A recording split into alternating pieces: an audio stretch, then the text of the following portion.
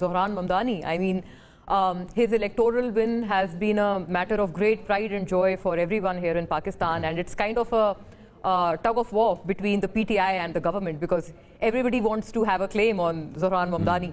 But of course, I mean, there have been extremely condescending remarks from the Republicans as well ever since he has come in. How do you see that? Fascinating is that New York City is a very liberal city, but it's never had a liberal mayor.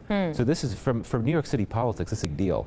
True but that. you know, I think that he has certainly also been very inspiring for many Americans who have been very concerned about the political moment, which includes rising Islamophobia and that type of thing.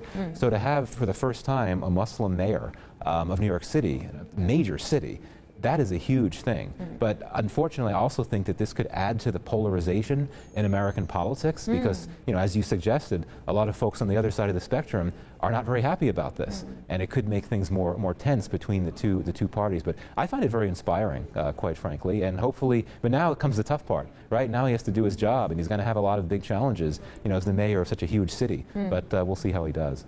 And yeah, I mean, do you think they should go back on those condescending remarks they've been making about his wife? I mean, that's completely off, no?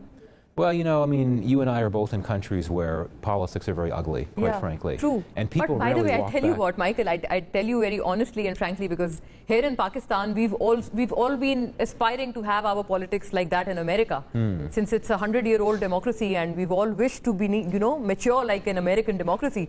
But seeing those scenes there in America, of course, then it kind of, you know, equates us and probably puts us under the same balance.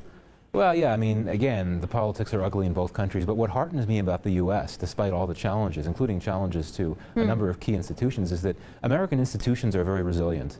And they could withstand these, you know, these significant challenges. That's how it should be, yes. And yeah, I mean, that's where it should be everywhere. So I hope that in Pakistan, you know, this is the case too. So it's just it's a difficult moment for sure, not just for our two countries, but in the world. It's a very polarized moment politically in so many countries around. And by the way, I mean, of course, I'm running out of time, but I need to ask you this at the very end of it, that since Pakistan and the entire system here in Pakistan that is in place since 2024, that has strengthened you know, by many folds, given this 27th Amendment that's about to have its way from the Parliament.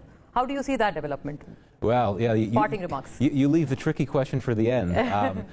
Again, I have not seen much of the text of this amendment. I guess many of us have not. Yeah. So I don't want to comment all that much on it. But you know, based on what I've heard, there's some pretty significant and consequential features to this, and I think it reflects trends of the last few years that, to me, suggest that you know, that democracy here is facing some significant challenges. And I'm a friend of Pakistan. I've long been a friend of Pakistan's. I've been traveling here regularly, visiting regularly since 2009.